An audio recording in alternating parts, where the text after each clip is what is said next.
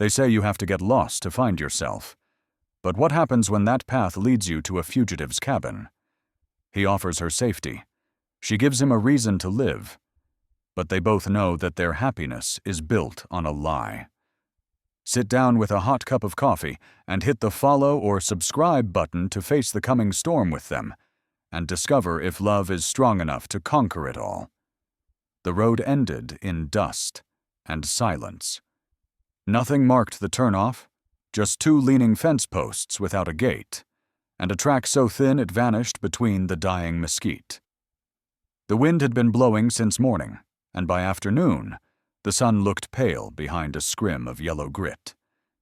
It wasn't the kind of place a man stumbled on. You had to already be lost to find it.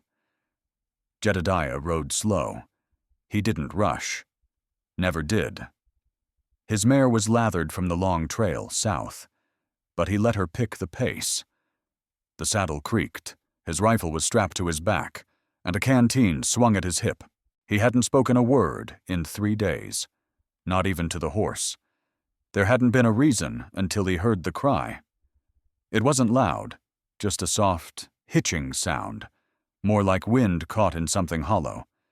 But Jedediah, still in his saddle, turned his head and listened. Another cry, then silence, then 2 soft, newborn whimpers wrapped inside winter's edge. He dismounted, tied the mare to a bare trunk, and stepped forward through a stand of dried sagebrush and rotted fence slats. The air smelled like rust and pine tar, like old neglect. And then he saw her, a woman tied upright to a splintered post, her arms behind her, her dress ripped down the sleeve, with dried blood on her temple. Her face was half-shadowed beneath loose strands of dark hair, tangled like roots. She didn't look at him, didn't move. Her eyes were open, vacant as dusk. At her feet, wrapped tight in an old horse blanket, were 2 infants, pink-cheeked, fussing weakly. Twin girls, no older than a day or 2. One of them sucked on the corner of the cloth. The other blinked slowly, as if the world had already tired her. Jedediah didn't speak. He crouched. Her lips moved slightly. A cracked sound passed through them, dry as gravel. Don't take them. He unhooked his hunting knife. He moved slow and cut the rope binding her wrists. Her hands dropped like stones. She swayed once, then collapsed. And he caught her. She was light, feather-light, no more than bones and silence. He looked down the hill. There was an old homestead, the house half collapsed, with smoke still faint in the chimney. There was no sign of people now, but they had been there. The ropes were too fresh. Jedediah gathered the twins first. He placed them in his saddle blanket and slung it carefully around his chest. Then he lifted the woman, with his arms beneath her knees and back, and carried her like something breakable toward the mare. "You're coming with me," he said, not loud, just steady. Like a promise. She didn't answer. The ride back was slow. He walked the mare to keep the babies from jostling. The woman's head lolled against his chest once, and he adjusted the blanket tighter. Snowflakes had started to fall again, lazy, wide ones that stuck to eyelashes and drifted into coat collars. By the time they reached the cabin, the sky had folded in on itself. It wasn't a large place, just one main room with a stove in the corner and a cot near the window. Jedediah kicked open the door with his boot and carried her inside. The warmth hit like a whisper, soft and real. The babies whimpered louder now. One of them flailed her little fists. Hungry.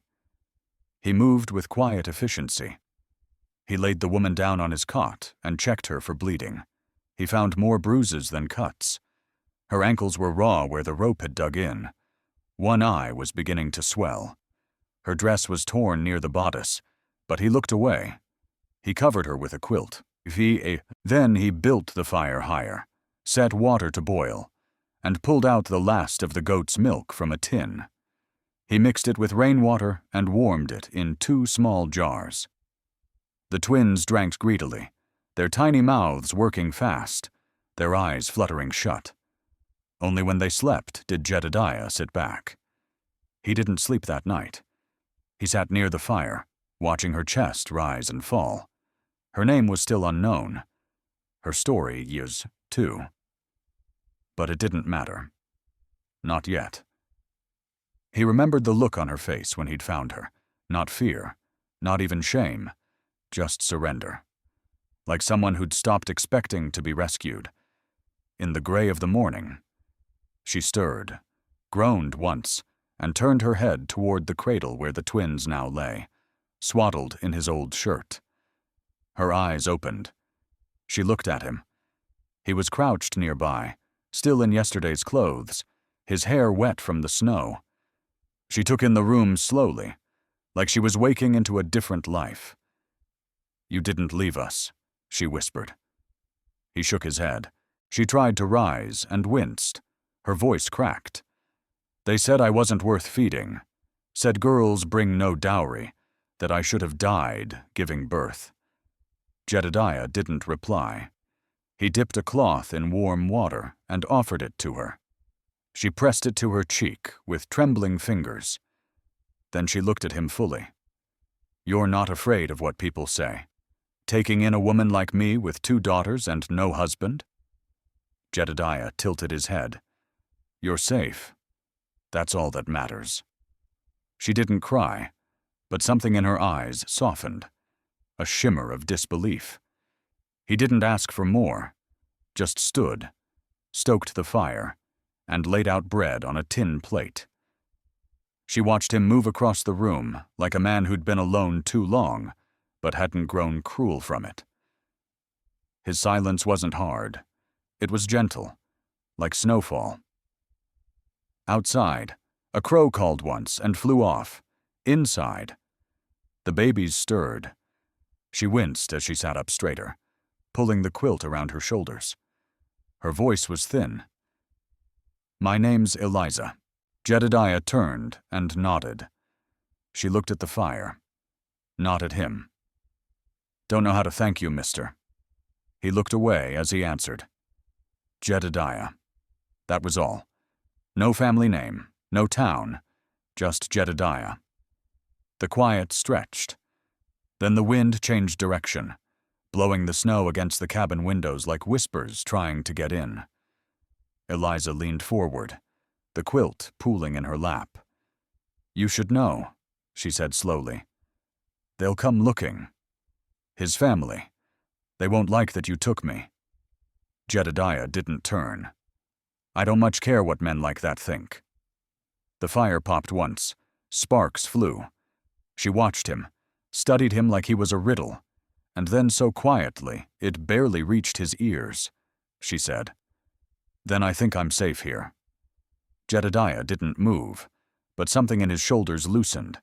Later that night, as she fed the twins by firelight, he stepped outside.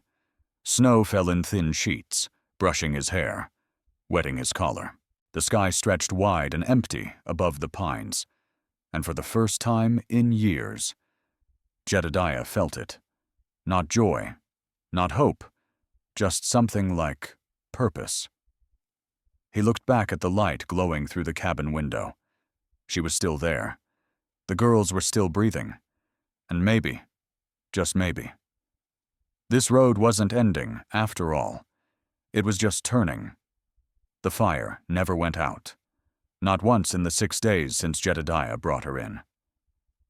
He rose before the sun and added wood in the blue hush of dawn. He stirred the embers at dusk. He fed it between chores without being asked. Eliza noticed, though he never spoke of it, just as she noticed how he stepped outside whenever she undressed the babies, giving her space like it was sacred. The silence between them wasn't awkward. It was deliberate, as if they both knew too many words might scare the peace away. By the end of the first week, Eliza could walk without swaying.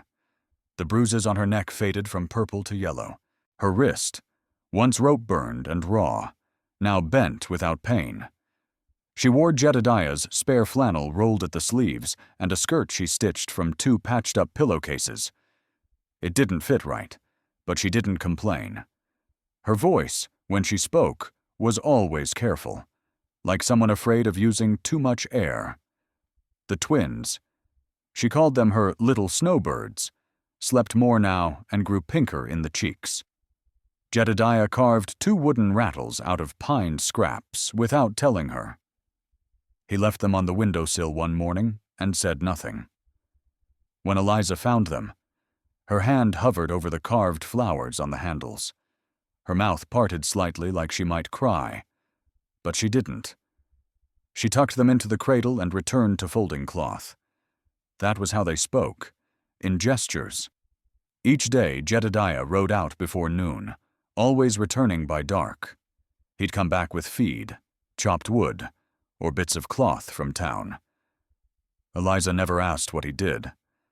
She guessed ranch work, maybe some trading, but deep down, she wondered if he was keeping their presence quiet, protecting them. The town hadn't come calling yet, but silence had a way of building like storm clouds. One morning, she asked if he needed help with anything. He didn't answer right away. He just looked at her. That long, steady look he gave things he wasn't sure how to handle. Then he handed her a bucket and nodded toward the well. She smiled for the first time in days. The weight of the bucket grounded her. Her body was still weak, but her steps grew firmer with purpose. Outside, the air smelled like thawing snow and pine. Ravens flew low between branches, their wings silent but heavy. Eliza filled the bucket, spilling some on her skirt. She didn't mind. When she turned to head back, she saw the widow Maeve Thompson standing near the road with a mule and a face full of questions. Maeve was the kind of widow who believed her presence alone was a gift. She had sharp eyes, whittled down lips, and a bonnet she never removed, even in windstorms. Her mule wore a bright red blanket stitched with her initials. She always brought jam when she visited, though it tasted more like vinegar than berries. "Well," Maeve said, eyeing the twins' cloths drying on the porch line, "you look far too alive for someone buried by her husband's kin." Eliza tightened her grip on the bucket. Maeve's eyes narrowed. "Is Jedediah inside?" Eliza nodded. Maeve stepped closer. Her voice dropped like a stone in a still pond. "People are talking, Missy, about him keeping you here with 2 babies with no name." Eliza stared at her. "My name is Eliza," Maeve sniffed. "A name don't carry much if you got no ring on your finger, dear." She turned toward the house with a smirk that curled sharp. Tell Jedediah the first brought more flour. Thought he might need it, feeding 3 mouths now.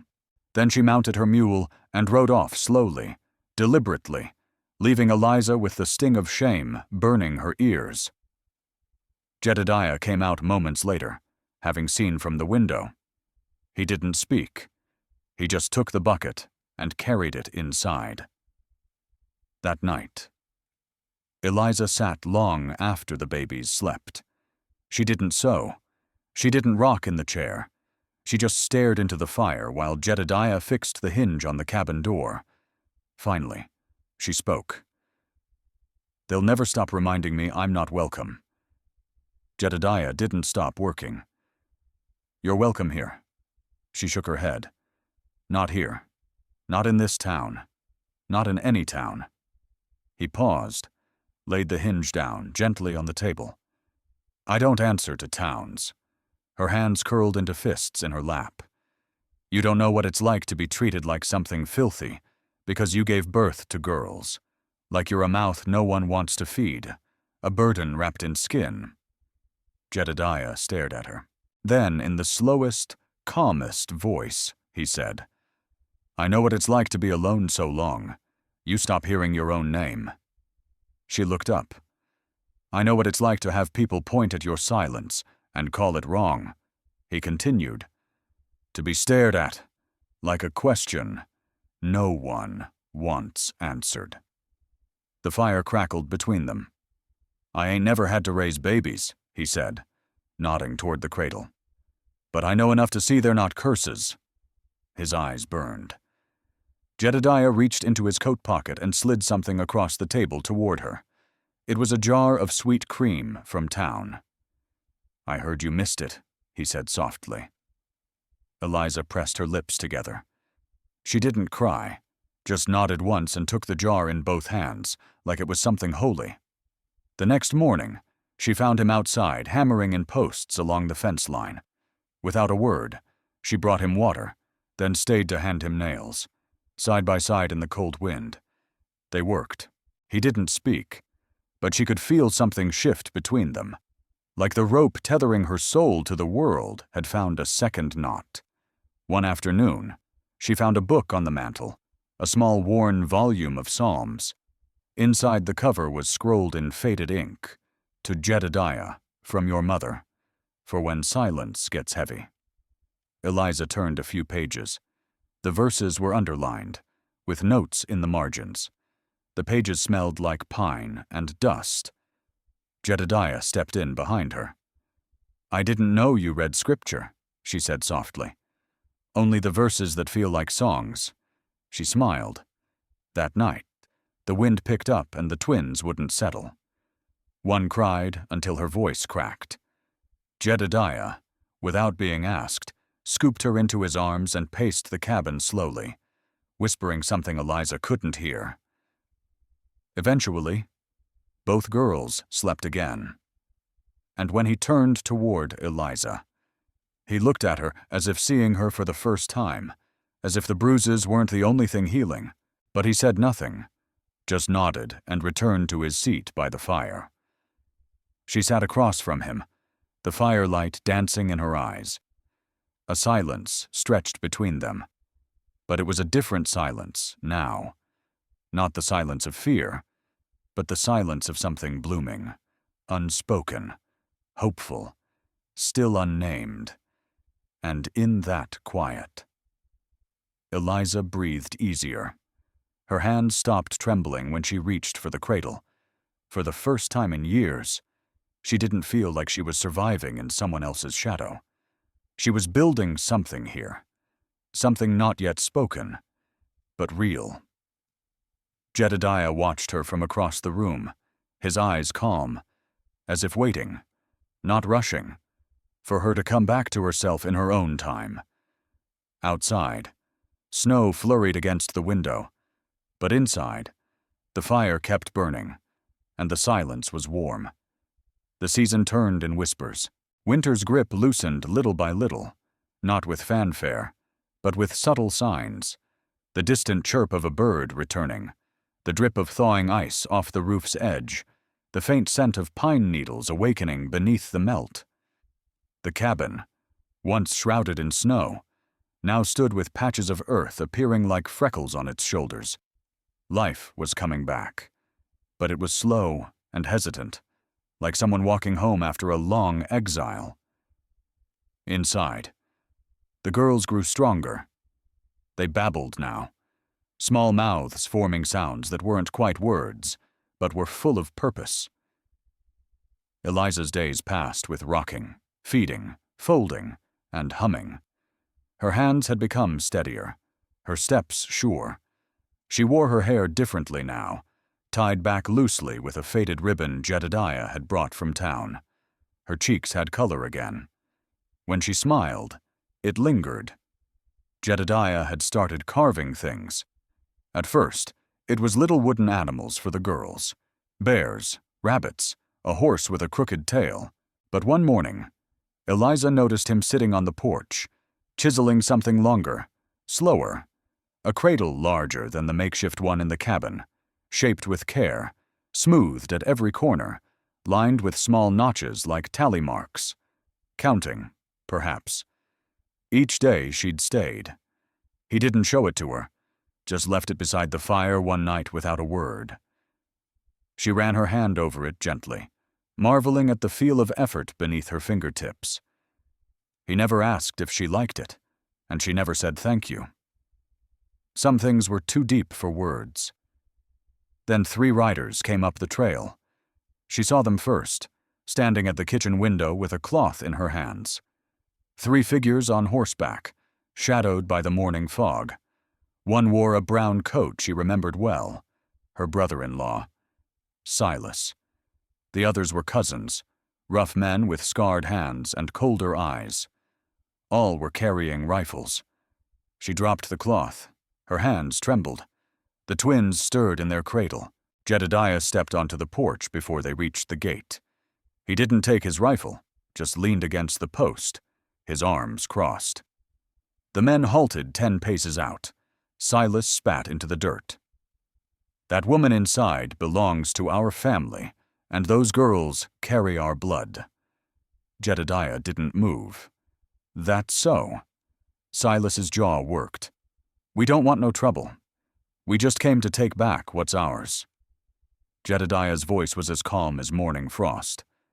"She's not yours. She's not a thing to claim. She was married to my brother," Silas growled. "And those brats got his last name. Then your brother should have stayed alive." Jedediah replied. A pause. One of the cousins shifted in his saddle. The other clicked the hammer on his rifle. "I don't want to see this go ugly," Silas warned. Jedediah stared at him with that same quiet steadiness Eliza had come to know. "Neither do I." Another pause. Then Jedediah straightened from the post. He walked toward them. No gun, no anger, just steps heavy, with intention. "You ride down this hill now," he said softly, "or I bury 3 more men before supper." The wind blew thin and dry. Silas hesitated, looked toward the cabin window, and saw Eliza staring back. His lips curled. "She ain't worth it, rancher. Women like her, they ruin good men." Jedediah didn't blink. "She's still more woman than you'll ever be man." That did it. Silas yanked his reins and turned. The cousins followed. 3 silhouettes were swallowed slowly by the mist and trees. Jedediah watched them leave, then returned to the porch and stood silent for a long moment. Only then did he come inside. Eliza hadn't moved from the window. Her breath fogged the glass. Her arms were crossed over her chest as if bracing against something unseen. "I didn't ask you to fight for me," she whispered. "I didn't do it for you." She turned, startled. He looked at her, steady and kind. "I did it 'cause no one should ever have to beg to be left alone." She swallowed. Her voice broke. "They'll come back. I know. And next time, they'll bring more." She nodded, then said nothing. That night, she couldn't sleep. She sat in the rocker long after the twins drifted off, her fingers twisting the hem of her dress over and over. The fire snapped. Outside, the wind had changed direction. Jedediah sat on the floor near the hearth, sharpening his blade. "I don't belong anywhere," she said quietly. "You belong here." She looked down. "I've never belonged anywhere," she whispered. "Not with my husband. Not in his family's house. I was something to marry. Something to carry children. That's all." Jedediah stood and walked to the stove, poured warm water into her cup. "You're not something," he said. "You're someone." She took the cup with shaking hands, sipped, and closed her eyes. "I'm tired of running." "Then stop." His voice was so simple, so sure. It felt like a truth the earth had known long before her. "I don't know how." Worse, he crouched beside her, one knee on the floor, one hand on the edge of the cradle. "You stay. That's how." Her breath caught. Then she turned to him slowly. Her eyes shimmered, not with tears, but with something older, rawer, a yearning that had no name.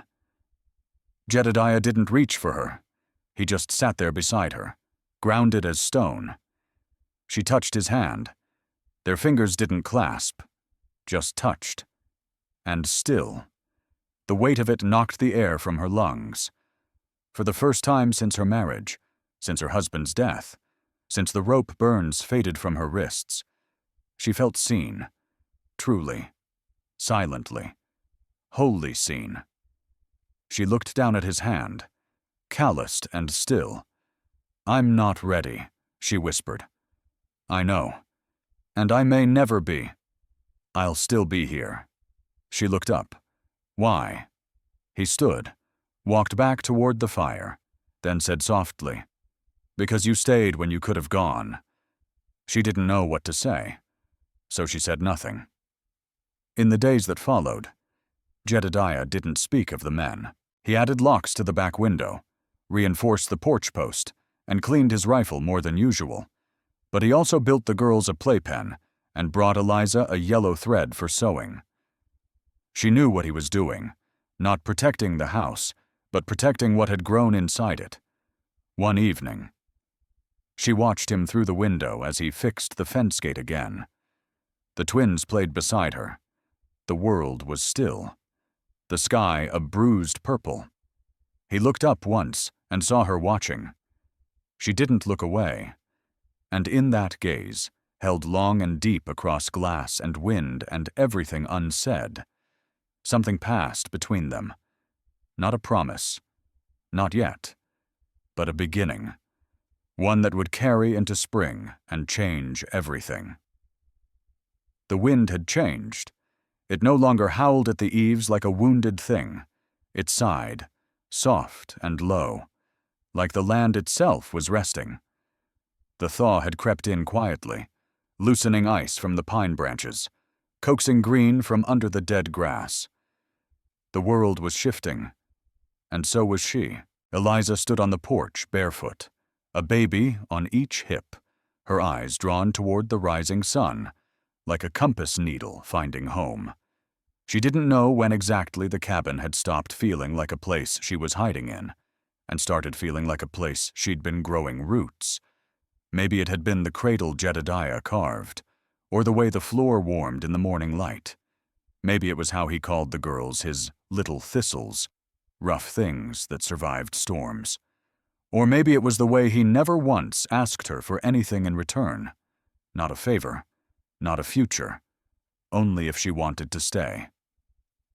That morning, she heard the knock, not on the cabin door, but on her heart. A letter had come, delivered by a red-faced clerk on a stubborn mule, a cousin from her mother's side.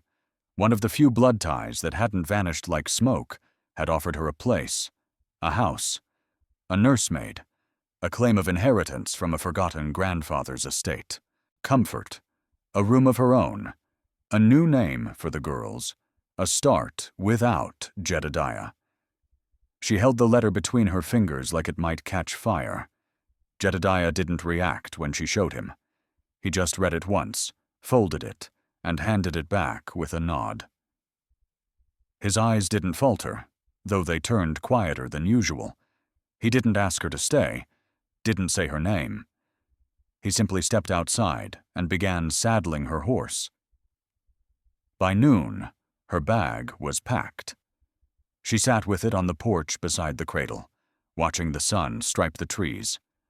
The girls napped beside her, one thumb tucked into her mouth, the other curled into a fist like she was preparing to swing at the world. Jedediah came up from the barn and placed a parcel beside her. Cheese, bread, water, a spare wool blanket. He didn't sit. He just nodded again. "You'll be all right," he said. She blinked slowly. "And you?" He looked toward the distant ridge. "I was all right before." She flinched, not at the words, but at the kindness he still managed to speak them with. "You're not going to stop me." He shook his head once. "Was never my place." She stared down at the babies. "They like it here. They'll like wherever you are." She stood, unsure of how her legs moved. Each step felt heavier, like her bones knew something her heart hadn't caught up with. At the edge of the porch, she turned back.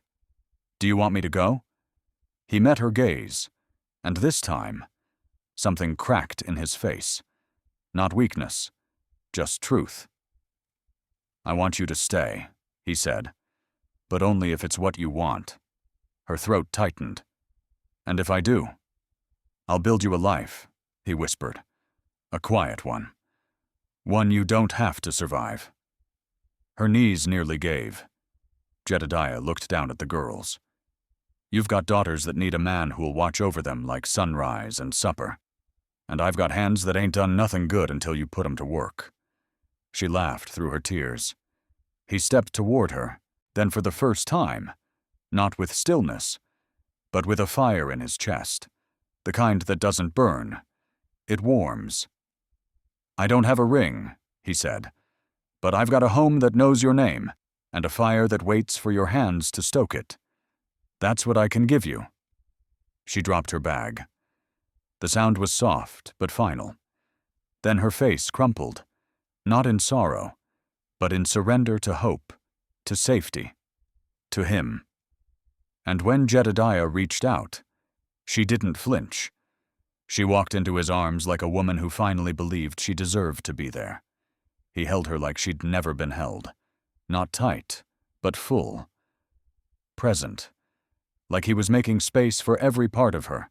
The broken bits, the strong bits, the parts still learning how to breathe. The girls stirred in the cradle, blinking up at the world with the wide eyes of children who didn't know yet that people leave. But this time, no one left. The wedding happened 3 days later. The widow Thompson came, half in protest, half in curiosity. She brought pickled beets and a look that said, "I told you so." Even though she hadn't, the preacher was old and hard of hearing.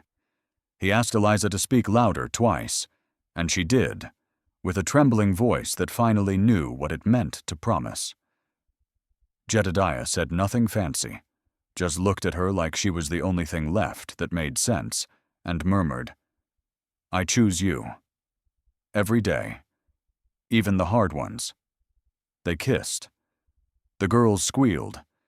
The pine trees bowed slightly in the breeze.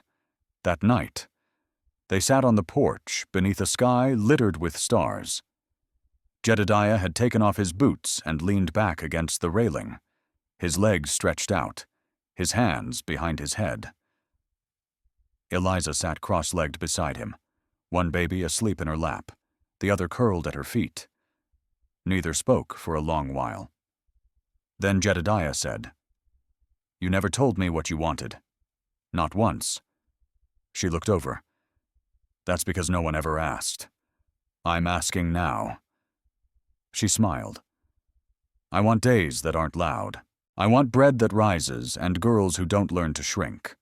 I want a man who doesn't make me earn safety." He nodded. "Then that's what we'll build." She leaned her head on his shoulder. The fire inside the cabin burned low but steady. Somewhere far off, a coyote howled and got no answer. Here, in this small corner of a wide and lonesome world, the silence held no sorrow anymore.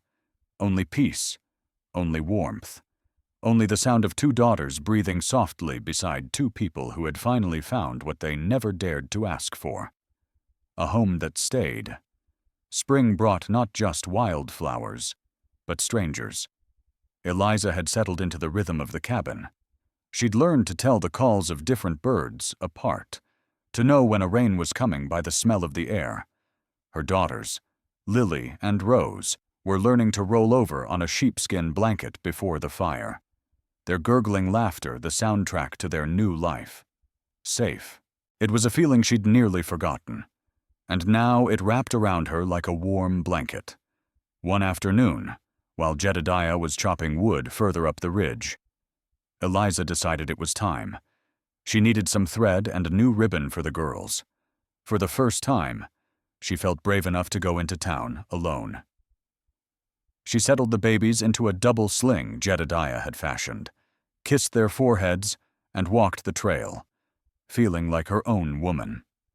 The town was as loud and dusty as she remembered, but her fear had lessened. She nodded at a few familiar faces, ignoring the scrutinizing gaze of the widow Thompson, who watched from the general store. Eliza made her purchases, feeling a small swell of pride as she paid with a few coins Jedediah had left for her. As she turned to leave, her eyes landed on the notice board outside the sheriff's office. Tucked between notices of lost cattle and land auctions, a newer, sun-bleached paper caught her eye.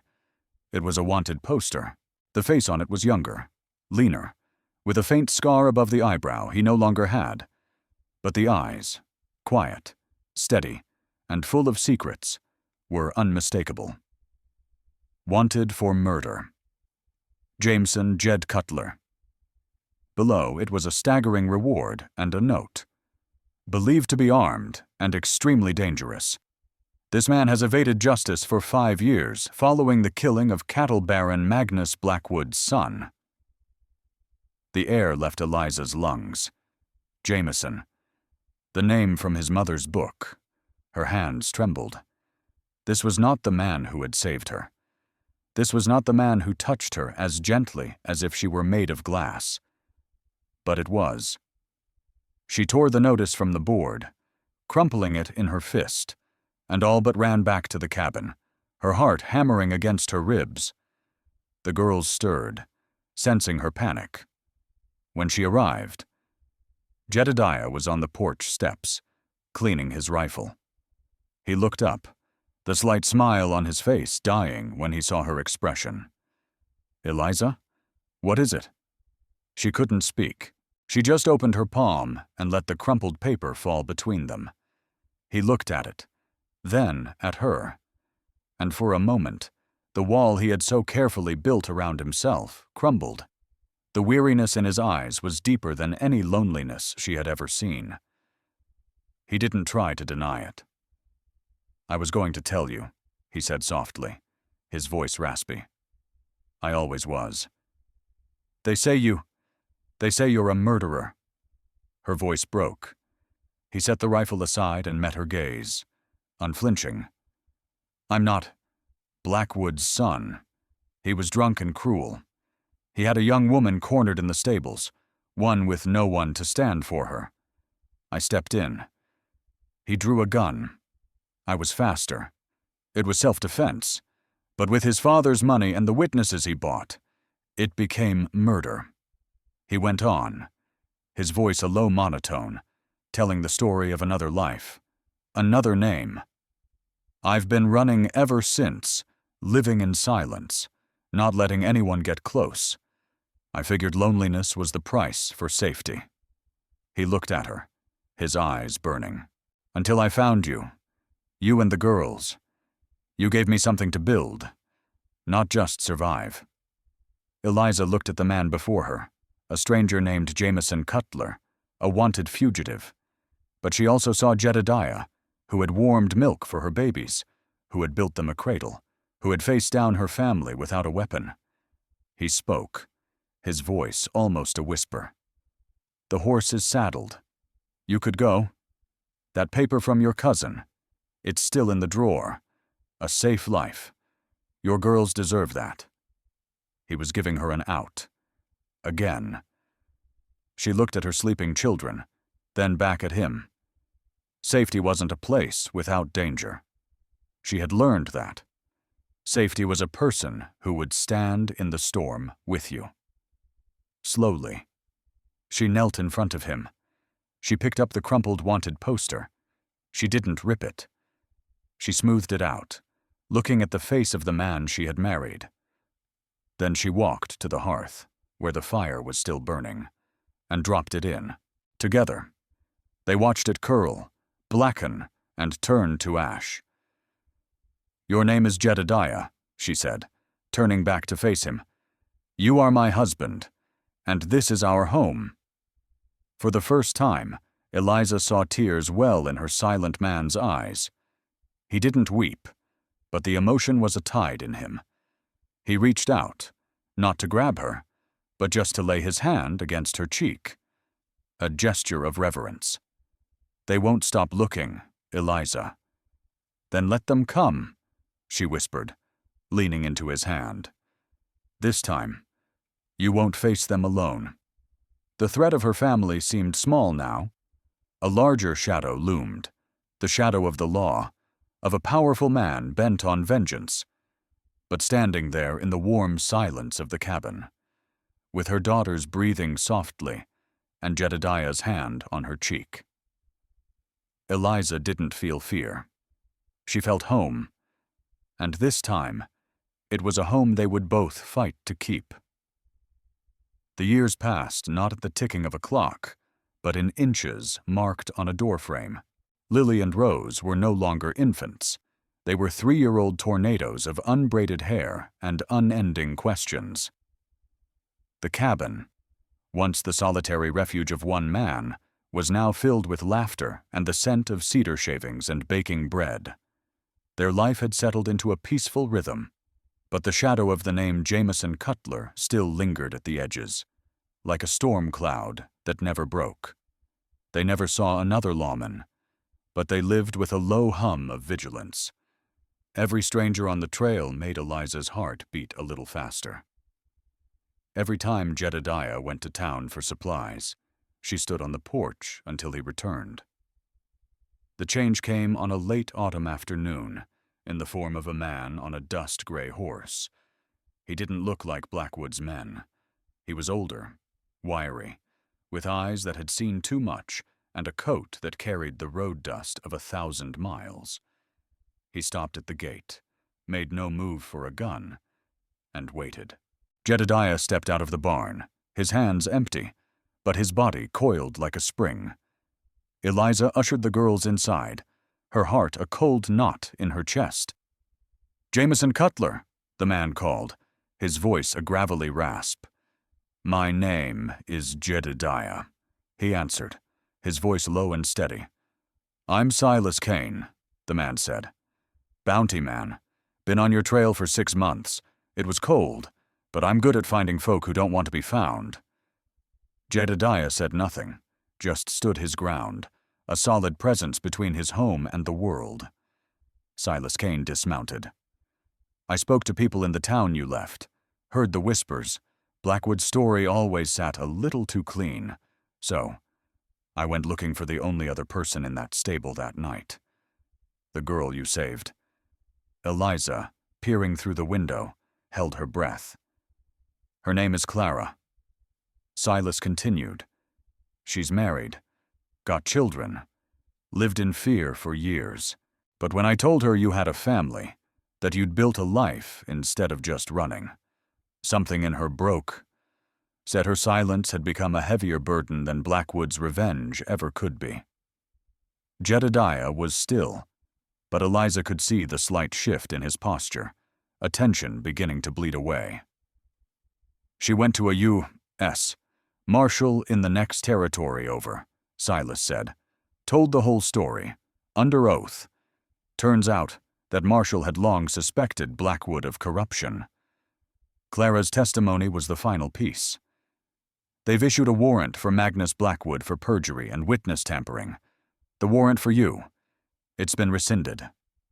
Silas Kane reached into his coat.